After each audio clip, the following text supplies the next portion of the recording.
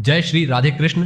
प्रिय भक्तों, इस दिव्य वाणी की शुरुआत करने से पहले आइए हम सब एक क्षण के लिए अपने मन को शांत करें, अपनी आंखें बंद करें और पूरे हृदय से श्री कृष्ण को पुकारें।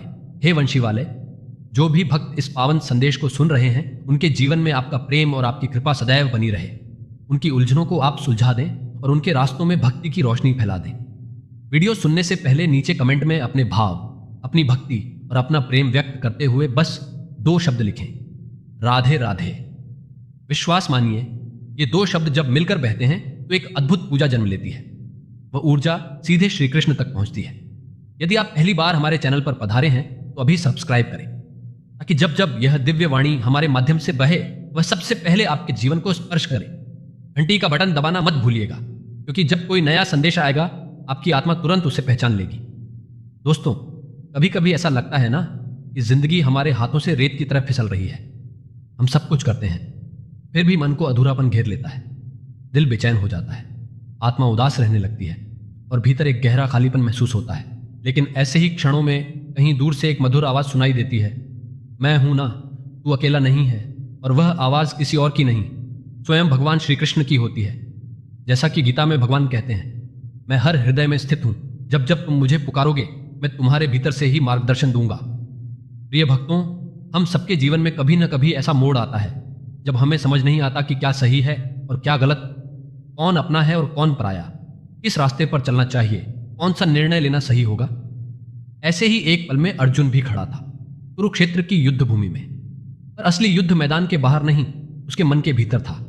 उसके सामने उसके अपने थे, भाई, गुरु, रिश्तेदार, और उसे उन्हीं पर धनुष उठाना था। वह कांप रहा था, उसकी आंखों से आंसू बह रहे थे, शरीर से सारी शक्ति जैसे खत्म हो गई थी। उसी क्षण श्री कृष्ण ने उसे देखा। वे मुस्कुराए नहीं, गुस्सा नहीं हुए, बस शांत स्वर में बोले, अर्जुन, तू उन बातों पर शोक कर रहा है जिनके लिए शोक करना उचित नहीं है। यह वाक्य केवल अर्जुन के लिए नहीं था, यह हम सबके लिए था, आपके लिए, मेरे लिए, हर उस इंसान के लिए जो जिंदगी के किसी मोड़ पर टूट जाता है। यहीं से भगवत गीता की पहली अमर प्रेरणा शुरू होती है, जो नश्वर है उसके लिए दुखी मत हो, जो अमर है वही तुम्हारा असली स्वरूप है। श्री कृष्ण कहते हैं, तू शरीर नहीं है, तू आत्मा है, और आत्मा कभी नष्ट नहीं होती। आज जो कुछ भी आपने खोया है, पैसा, नाम, संबंध, सम्मान, ये सब शरीर से जुड़ी चीजें हैं, लेकिन आपका असली स्वरूप कभी नहीं मरता। आपकी आत्मा, आपकी क्षमता, आपका कर्म, ये सब शाश्वत है। एक बार एक युवक मेरे पास आया। वह बहुत दुखी था। उसकी नौकरी चली गई थी, प्रेमिका उसे छोड़ चुकी थी और वह पूरी तरह से टूट चुका था। उसने कहा, अब जीने का कोई कारण नहीं बचा। मैंने उसे पूछा, तुम अब भी सांस ले रहे हो ना? वह बोला, हाँ। मैंने कहा, तो फिर सब खत्म नहीं हुआ। यही बात भगवान श्री कृष्ण भी कहते हैं, तू जिंदा है, इसका मतलब तू अभी यात्रा पर है, तू अभी कर सकता है, तू अभी बदल सकता है। जिसे आपने खोया है वह अगर वास्तव में आपका था वह कभी जाएगा नहीं, और जो चला गया है वह शायद आपके रास्ते से हटाया गया है ताकि आप आगे बढ़ सकें। गीता का संदेश यह है, हार मत मानो, खुद को याद दिलाओ कि तुम आत्मा हो, अमर, अजय। आज जो अंधेरा है वह भी किसी नए सवेरा का संकेत है। प्रिय भक्तों, हम इंसान अक्सर चीजों से बहुत गहराई से जुड़ जाते हैं, कभी किसी रिश्ते से, कभी नौकरी से, कभी अपनी पहचान से, और जब यह हमसे छिन जाते हैं तो हमें लगता है कि सब कुछ खत्म हो गया। लेकिन श्री कृष्ण हमें याद दिलाते हैं, यह सब क्षणिक है। असली तू वही है जो आत्मा है, और आत्मा अनंत है। जीवन का हर दुख, हर पीड़ा इसी एक भूल से जन्म लेता है कि हम खुद को केवल इस शरीर और उसकी चीजों से जोड़ लेते हैं। तभी अर्जुन डरते हुए पूछता है, अगर मैं युद्ध करते हुए हार गया तो क्या होगा? तब श्री कृष्ण मुस्कुराते हैं और कहते हैं, अर्जुन, तेरा अधिकार केवल कर्म करने में है, फल में नहीं। यही है गीता की दूसरी अमर प्रेरणा। मतलब, कर्म करो लेकिन फल की चिंता मत करो। आज हम जो भी करते हैं उसके पीछे कोई अपेक्षा होती है। अगर हम प्यार करते हैं तो बदले में प्यार की उम्मीद रखते हैं, अगर मेहनत करते हैं तो सफलता की चाह रखते हैं, और जब ये उम्मीदें पूरी नहीं होती तो हम टूट जाते हैं। लेकिन श्री कृष्ण हमें सिखाते हैं, तू केवल अपना कर्तव्य निभा, सफलता असफलता मेरी चिंता है। एक गरीब किसान को देखो, वह खेत में बीज बोता है, उसे पता है कि बारिश होगी या नहीं, ये उसके हाथ में नहीं है। फिर भी वह हर साल मेहनत करता है, क्योंकि वह जानता है उसका काम बीज बोना है, फल देना ऊपर वाले का काम है। मैंने एक बार एक स्कूल टीचर से पूछा, आप इतने सालों से पढ़ा रहे हैं, बिना ज्यादा पैसे, बिना किसी सम्मान के। क्यों? उन्होंने मुस्कुराकर कहा, क्योंकि यह मेरा धर्म है।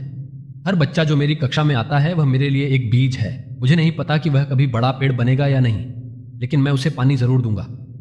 यही है श्री कृष्ण की राह। कर्तव्य करते रहो, परिणाम की चिंता मत करो। और अगर आप किसी अच्छे काम में लगे हैं फिर भी परिणाम तुरंत नहीं दिख रहा तो टूटना मत, क्योंकि गीता की तीसरी अमर प्रेरणा कहती है, अच्छा किया गया। कोई भी कर्म कभी व्यर्थ नहीं जाता। आपका हर प्रयास, चाहे छोटा हो या बड़ा, कहीं ना कहीं संचित होता है। जैसे नदी की हर बूंद मिलकर सागर बनती है, वैसे ही आपके हर छोटे प्रयास एक बड़े बदलाव की नींव रखते हैं। दोस्तों, मेरे एक मित्र की कहानी है। उसने कई बार प्रतियोगी परीक्षा दी, लेकिन हर बार असफल हुआ। लोग हंसने लगे, परिवार वालों ने भी ताने मारे, पर उसने श्री कृष्ण की यह बात थाम ली। अच्छा किया गया। कोई भी प्रयास कभी व्यर्थ नहीं जाता। आखिरी बार जब सबने उम्मीद छोड़ दी थी, उसी साल उसका चयन हुआ। याद रखिए, जो लोग केवल परिणाम देखते हैं वे अक्सर हार जाते हैं, लेकिन जो लोग हर कदम को अपना धर्म मानते हैं वही जीवन की दौड़ जीतते हैं। अब आप भी सोचिए, क्या आप सिर्फ फल के लिए काम कर रहे हैं या फिर श्री कृष्ण की तरह अपने कर्म को पूजा मानते हैं? अगर आपको लगता है कि कोई चीज़ आपको रोक रही है तो समझ लीजिए, ये भगवान की इच्छा नहीं बल्कि आपके मन का डर है। श्री कृष्ण ने खुद कहा है, मैं उस व्यक्ति की सहायता करता हूं जो पूरे मन से कर्म करता है और मुझ पर विश्वास रखता है। आपका भरोसा ही आपकी सबसे बड़ी शक्ति है। कभी कभी हमें लगता है कि हम अकेले हैं, सब कुछ हमारे ही कंधों पर है, लेकिन याद रखें, जब अर्जुन हिम्मत हार बैठा तो भगवान स्वयं उसके साथी बनकर खड़े हुए। वह रथ के आगे नहीं, पीछे खड़े थे, लेकिन रथ की सारी दिशा उनके हाथ में थी।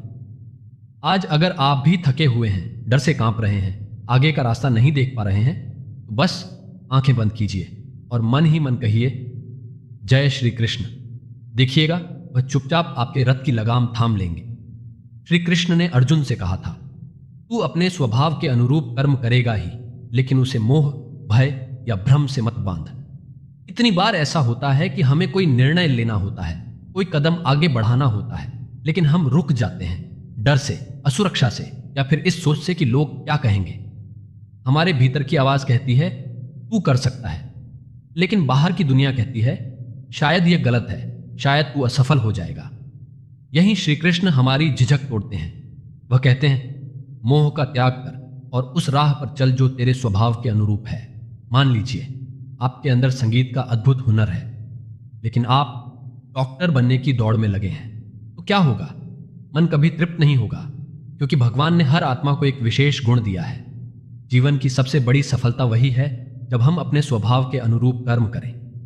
प्रिय भक्तों, अक्सर हम वही करते हैं जो सब कर रहे हैं, लेकिन भीतर एक बेचैनी हमेशा बनी रहती है, क्योंकि हम अपने रास्ते पर नहीं, दूसरों की राह पर चल रहे होते हैं। श्री कृष्ण कहते हैं, स्वधर्मे निधनम श्रेयः और धर्मो भयावह, यानी अपने धर्म में, अपने रास्ते पर चलते हुए गिर जाना भी उस राह से बेहतर है जो किसी और का है। तो आप खुद से यह सवाल कीजिए, क्या मैं सच में वो जीवन जी रहा हूं जो मेरा है, या मैं बस समाज के डर, रिश्तेदारों की बातों और दिखावे की होड़ में दौड़ रहा हूं? एक बार एक लड़की मेरे पास आई। उसने इंजीनियरिंग की पढ़ाई की थी, लेकिन उसके भीतर से आवाज आती थी कि वह लेखिका बनना चाहती है। मैंने उससे पूछा, क्या तुमने कभी कुछ लिखा है?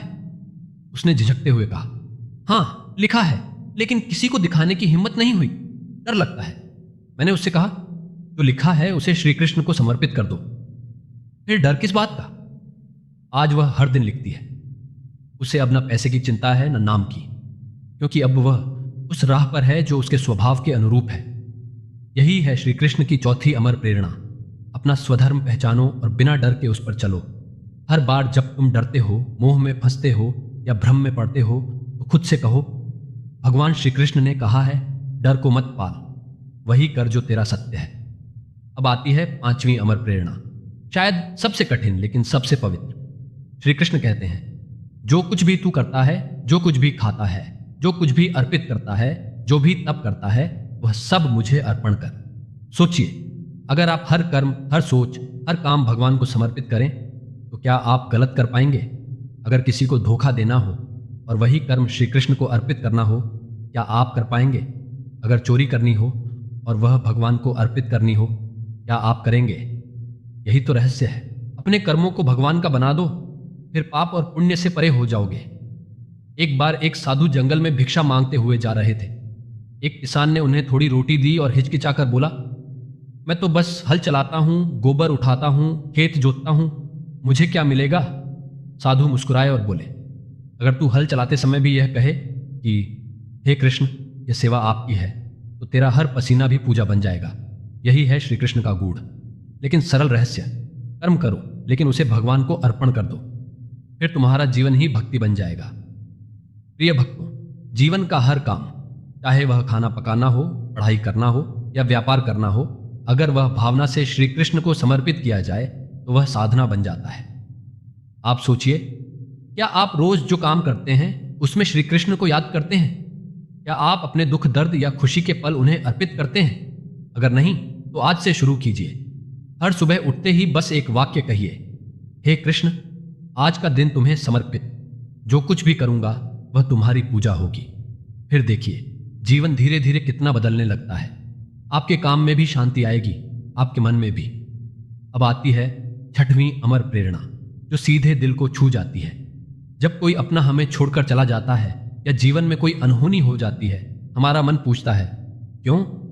हम दुखी होते हैं, रोते हैं, भविष्य डरावना लगता है, घबराहट पकड़ लेती है। अब आगे क्या होगा? लेकिन श्री कृष्ण हमें याद दिलाते हैं, तू नहीं जानता पर मैं जानता हूं। जो कुछ भी हो रहा है वह तेरे भले के लिए है। मेरी योजना तुझसे बड़ी है। यही वह वाक्य है जिसने करोड़ों लोगों को जीवन में स्थिरता दी है। जो हुआ वह अच्छा हुआ, जो हो रहा है वह भी अच्छा हो रहा है, जो होगा वह भी अच्छा ही होगा। आप कभी पीछे मुड़कर देखिए, आपकी सबसे बड़ी तकलीफें, सबसे गहरे घाव वहीं किसी न किसी अच्छे मोड़ की वजह बने होंगे। जैसे एक व्यापारी की कहानी, उसका सारा माल समुद्र में डूब गया, वह टूट गया, दिवालिया हो गया। लोगों ने उसका मजाक उड़ाया, लेकिन कुछ महीनों बाद पता चला उस जहाज को समुद्री डाकुओं ने लूट लिया था और उसमें सवार सारे लोग मारे गए। वह व्यापारी कहता है, अगर उस दिन मेरा नुकसान नहीं हुआ होता तो आज मैं जिंदा नहीं होता। इसीलिए श्री कृष्ण हमें यह भाव देते हैं, भगवान की लीला को समझना हमारे बस की बात नहीं, लेकिन भरोसा रखना हमारा धर्म है। गीता का यह संदेश कहता है, धैर्य रखो, हर घटना तुम्हारे जीवन के बड़े उद्देश्य का हिस्सा है। मेरा भरोसा रखो, मैं तुम्हारा रखवाला हूं। अगर आज आप किसी मुश्किल दौर से गुजर रहे हैं तो अपने मन में बस एक बात बैठा लीजिए, श्री कृष्ण की योजना मुझसे बड़ी है। जो कुछ भी हुआ है वह मुझे कुछ सिखाने आया है। शांत रहिए, धैर्य रखिए और बार बार श्री कृष्ण का नाम लेते रहिए। छठवीं अमर प्रेरणा यही कहती है, सब कुछ उसी के अनुसार हो रहा है जो हमारे लिए उचित है। यह प्रेरणा हमें जीवन में सहनशीलता, विश्वास और शांति देती है। आज आपने जो सुना वह केवल शब्द नहीं है, बल्कि यह एक यात्रा है अपने भीतर झांकने की, अपने सत्य को पहचानने की और भगवान श्री कृष्ण पर पूर्ण समर्पण की। कभी कभी हम सोचते हैं ये बातें सुनने में तो अच्छी लगती हैं, लेकिन इन्हें अपनाना आसान नहीं। तो याद रखिए, अर्जुन भी यही कह रहा था। उसका मन टूट चुका था, वह युद्ध छोड़ना चाहता था, लेकिन जब उसने आंखें बंद की और श्री कृष्ण की बातों पर भरोसा किया, तब उसने युद्ध केवल बाहर नहीं बल्कि अपने भीतर भी जीता। अब आती है सातवीं अमर प्रेरणा, मन ही मित्र है और मन ही शत्रु है। जब अर्जुन का मन डगमगा रहा था, वह भागना चाहता था, तब श्री कृष्ण ने कहा, तू ही अपना मित्र है और तू ही अपना शत्रु। जरा सोचिए, जीवन में कितनी बार आपने खुद से ही लड़ाई लड़ी है। जब कोई और साथ नहीं होता तो आपका मन ही आपका साथी बनता है। एक साधु ने मुस्कुराकर कहा, मैं कभी अकेला नहीं हूं, क्योंकि मेरा मन मेरा साथ देता है, इसलिए मैं कभी अकेला नहीं पड़ता। तो अगर आप भी कभी अकेलापन महसूस करते हैं या टूट जाते हैं, तो सबसे पहले अपने मन को देखिए, उसे क्या चाहिए? क्या वह भटक रहा है? क्या वह भ्रम में है? या क्या उसे सिर्फ श्री कृष्ण का नाम चाहिए? क्योंकि श्री कृष्ण कहते हैं, जो अपने मन को जीत लेता है वह संसार को भी जीत सकता है। अब आती है आठवीं अमर प्रेरणा, सुख दुख, लाभ हानि, जय पराजय, इन सब में संभाव रखना। श्री कृष्ण ने अर्जुन से कहा, समत्व योग उच्यते, अर्थात योग का असली अर्थ है समता, न सुख में डगमगाना न दुख में टूट जाना। लेकिन हम क्या करते हैं? जब अच्छा समय आता है तो उछलते हैं, वाह मेरी मेहनत रंग लाई, देखो मैं कितना काबिल हूं। और जब बुरा समय आता है तो कहते हैं, भगवान ने मेरे साथ ऐसा क्यों किया? यही असमता है। श्री कृष्ण चाहते हैं कि हम स्थिर हों, न तो अहंकार से फूलें न ही हार से टूटें। एक बार एक बहुत बड़ा व्यापारी दिवालिया हो गया। वह मंदिर गया और खूब रोया। तब एक वृद्ध संत ने उसे समझाया, बेटा, जो आज गया है वह कल फिर लौट भी सकता है, पर तू स्थिर रह, क्योंकि भाग्य से ज्यादा ताकतवर है तेरा मन। 9वीं, अमर प्रेरणा। हर जीव में श्री कृष्ण का वास श्री कृष्ण कहते हैं। मैं हर जीव के हृदय में वास करता हूं। अब जरा सोचिए, जिस इंसान ने आपको धोखा दिया, जिसके लिए आपके मन में क्रोध है, वह भी उसी परमात्मा का अंश है। जिससे आप नफरत करते हैं, जो आपको बिल्कुल पसंद नहीं, उसके भीतर भी वही श्री कृष्ण है। तो प्रश्न यह है, जब आप जान जाएंगे कि हर किसी में वही भगवान छिपे हैं, तो फिर आप किसी से घृणा कैसे कर पाएंगे? यही प्रेरणा हमें क्षमा, करुणा और सहिष्णुता सिखाती है। एक बार एक स्त्री ने भगवान से प्रार्थना की, हे प्रभु, मैं आपकी बड़ी भक्त हूं, लेकिन मेरे पति बहुत गुस्सैल हैं। मैं उनके गुस्से को कैसे सहन करूं? भगवान मुस्कुराए और बोले, हर बार जब वह गुस्सा करें तो उन्हें मेरे रूप में देखो, फिर तुम्हारा मन क्षमा करना सीख जाएगा। और हुआ भी यही। धीरे धीरे उस स्त्री का मन बदल गया। गुस्से की जगह करुणा आई, नफरत की जगह प्रेम पनपा। क्योंकि जब हम किसी में भगवान को देखना शुरू कर देते हैं, झगड़े मिट जाते हैं, अहंकार टूट जाता है और प्रेम अपना घर बना लेता है। श्री कृष्ण ने अर्जुन से कहा था, मैं किसी से द्वेष नहीं करता, न ही किसी से विशेष प्रेम करता हूं। जो मुझे प्रेम से भजते हैं, मैं उनका हो जाता हूं। इसलिए सबको एक जैसा देख। सोचिए, अगर हम हर इंसान में श्री कृष्ण को देखना सीख लें, तो क्या कोई झगड़ा रह जाएगा? या ईर्ष्या या जलन बाकी रहेगी? नहीं। यही है 9वीं अमर प्रेरणा, हर व्यक्ति में भगवान को देखना। यहीं से मन की मुक्ति शुरू होती है। 10वीं और अंतिम अमर प्रेरणा अब आते हैं गीता की सबसे गहरी, सबसे पवित्र शिक्षा पर। श्री कृष्ण ने अर्जुन से कहा, सब धर्मों और कर्तव्यों को छोड़कर केवल मेरी शरण में आ जा। मैं तुझे हर पाप, हर चिंता और हर बंधन से मुक्त कर दूंगा। शोक मत कर। यह वाक्य केवल अर्जुन के लिए नहीं, हम सबके लिए है। यह वैसा ही है जैसे कोई बच्चा ठोकर खाकर गिर जाए और माँ उसे अपनी गोद में उठा ले। माँ की गोद में बच्चा निश्चिंत हो जाता है। उसे पता होता है कि चाहे दुनिया कुछ भी कर ले, यह गोद उसका सबसे सुरक्षित स्थान है। श्री कृष्ण भी हमें यही आश्वासन देते हैं, तू बस मेरी शरण में आ जा, फिर तुझे डरने की, टूटने की, हार मानने की जरूरत नहीं।